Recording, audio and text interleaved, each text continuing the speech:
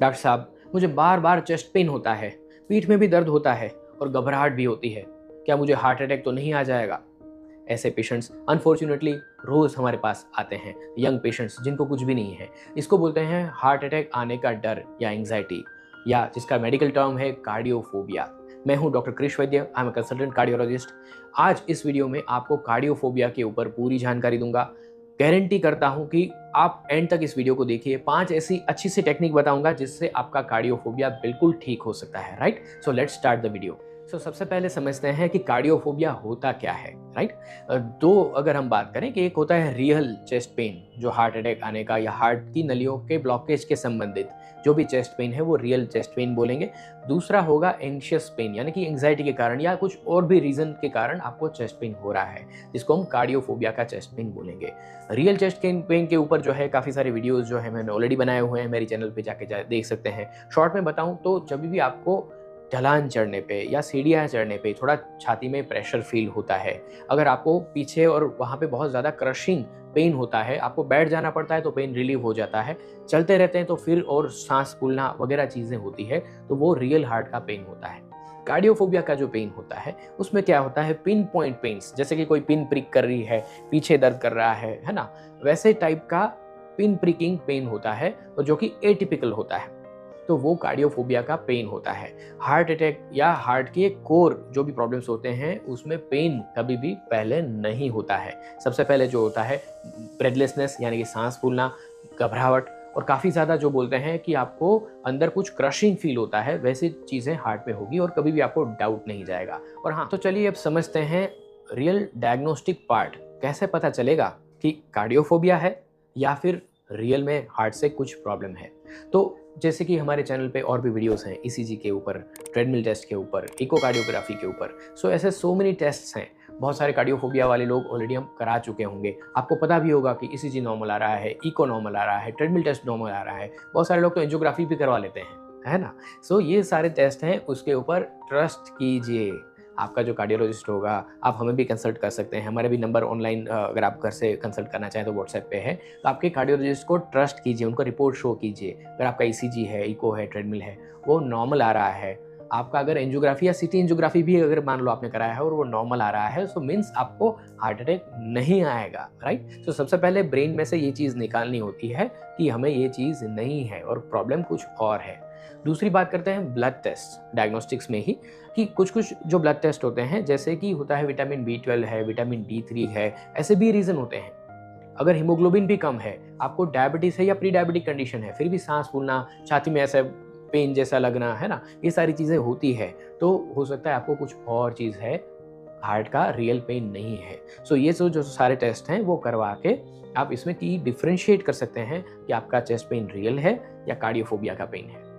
अब आते हैं सबसे इंपॉर्टेंट टॉपिक के ऊपर, that is the treatment of cardiophobia. 5 असरकारक तरीके बताऊंगा। अगर इसको ठीक से समझ लिया तो आप कार्डियोफोबिया से निजात पा सकते हैं। राइट, सबसे पहले जो तरीका है दैट इज CBT, वो आपने सुना होगा काफी, कॉग्निटिव बिहेवियरल थेरेपी।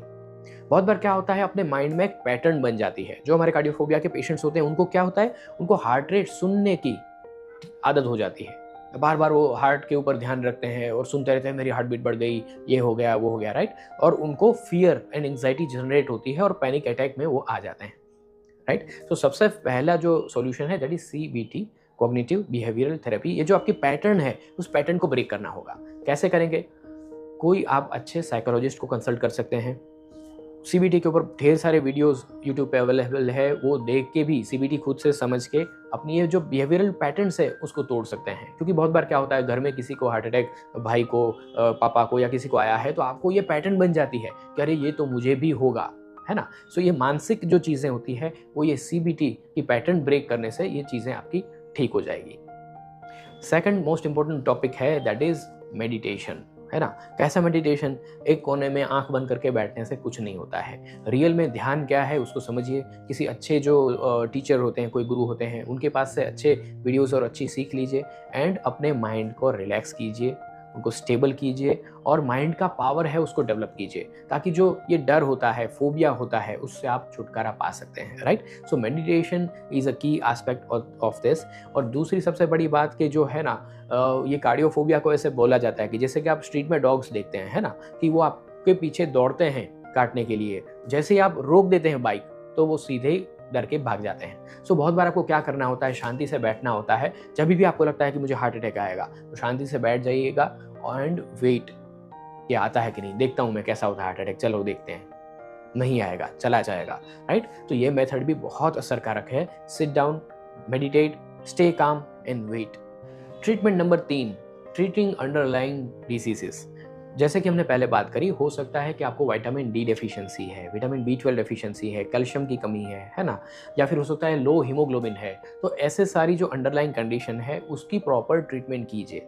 बहुत बार हीमोग्लोबिन ठीक करने पे, अगर आपको पता नहीं है और डायबिटीज़ आपको चल रहा है ना, तो शुगर लेवल ठीक करने पे ये जो आपके सारे सिम्टम्स हैं वो चले जाते हैं। 99% केसेस जो हमारी प्रैक्टिस में यंग लोग आते हैं या जो भी कार्डियोफोबिया वाले लोग आते हैं, उनका विटामिन डी कम होता है, जिसके कारण उनको चेस्ट पेन होता है। वो होता है रिब्स का पेन, है ना, तो उसको ठीक करना है। हो सकता है बहुत बार एसिडिटी है, गैस है, जिसके कारण भी घबराहट and chest discomfort, heart burn, ये सारी चीज़ें होती है ना। तो ये अंडरलाइंग जो डिसीज़ हैं उसको पहले सही से ठीक कीजिए। प्रॉपर आपके जो कंसल्टेंट कार्डियोलॉजिस्ट हैं या गैस्ट्रोलॉजिस्ट भी हैं या कोई भी जो आपके डॉक्टर हैं, फिजिशियन हैं, उनको कंसल्ट करिए और ये सारी चीज़ों का टेस्ट करवाइए, B12, D3, haemoglobin and diabetes. तो जो भी अंडरलाइंग डिसीज अगर होंगे तो उसको ठीक करने पे कार्डियोफोबिया आपका ठीक हो जाएगा। ट्रीटमेंट नंबर 4 इज हिप्नोथेरेपी या PLR। ये क्या होता है? PLR यानी कि पास्ट लाइफ रिग्रेशन थेरेपी। जी हाँ, आपके पास्ट में जो लाइफ है, हो सकता है कि कोई ऐसा कोई इंसिडेंस बना है, जैसे कि आपके घर में कोई अर्ली डेथ हो गई, कोई फ्रेंड का हार्ट अटैक आ गया, या कोई ऐसी घटना बनी जिसको लेके आपके दिमाग में ये चीज़ बैठ गया है कि मुझे भी हार्ट अटैक होगा। तो ये जो चीज़ें पास्ट में जो सबकॉन्शियस माइंड में पड़ी है, वो हिप्नोथेरेपी या पास्ट लाइफ रिग्रेशन थेरेपी से चली जाती है ना। मैं खुद भी एक certified past life regression therapist हूँ।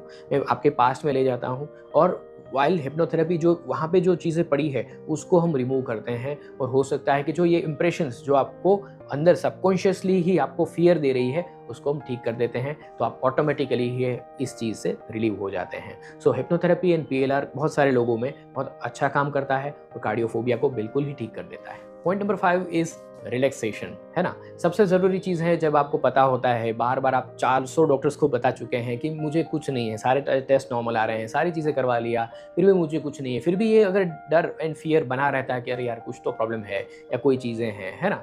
हाँ, हो भी सकता है कि बहुत बार कोई चीज़ कोई कार्डियोलॉजिस्ट से मिस हुई हो, जैसे कि जिसको बोलते हैं MVP, माइट्रल वाल्व प्रोलैप्स। एक छोटी सी चीज़ है जो इको में बहुत बार मिस होती है ना। तो आपका सही से अगर इको करवाए तो उसमें ये चीज़ें ट्रेस करी जा सकती है, right. So you need to consult a proper cardiologist, है ना। सो अगर वो सारी चीज़ें आप क्लियर कर चुके हैं तो फिर आता है relaxation, specially 1 hour heart frequency music. जी हाँ, आपके लिए ये शायद नई चीज़ होगी। 1 आवर का पूरा जो 1.2 हर्ट्ज़ का जो होता है, 0.9 to 1.2 हर्ट्ज़, उसको हार्ट फ्रीक्वेंसी बोला जाता है। उसके ऊपर स्पेसिफिकली मैंने एक फ्री जो म्यूज़िक का ट्रैक होता है, 1 आवर का मेडिटेशन म्यूज़िक है, वो मैंने यूट्यूब पे अपलोड ऑलरेडी किया हुआ है।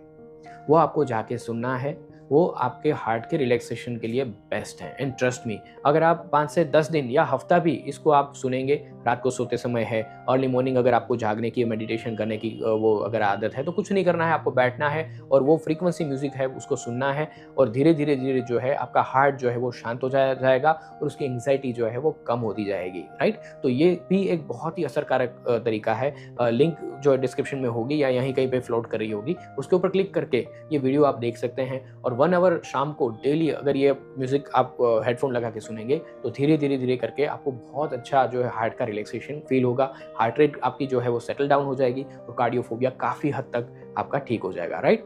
तो ये सारे तरीके मैंने बता दिए एंड 99 to 100% जो है सारे लोगों के कार्डियोफोबिया जो है वो दूर हो जाएंगे। And if still something remains, you can always consult us, you can always consult your own good family physicians कि इस चीज़ से आप बाहर आएँ, राइट। सो इस वीडियो को प्लीज़ हो सकता है उतने लोगों तक शेयर कीजिए। बहुत सारे लोग जो है इस पीड़ा के थ्रू गुजर रहे हैं, जिनको सही रास्ता नहीं मिल रहा है कि कार्डियोफोबिया को कैसे ठीक करें, और बहुत ज़्यादा लोग पैनिक में जी रहे हैं, है ना। और प्लीज़ प्लीज़ हो सकता है तो आपके फ्रेंड्स एंड फैमिली को ये वीडियो शेयर कीजिएगा। इस चैनल को सब्सक्राइब कीजिए ताकि ऐसे ही ब्यूटीफुल वीडियोस हम बनाते रहें और लोगों का दुख दर्द जो है वो हम दूर कर सकें, है ना। वीडियो अच्छा लगा तो लाइक कीजिए।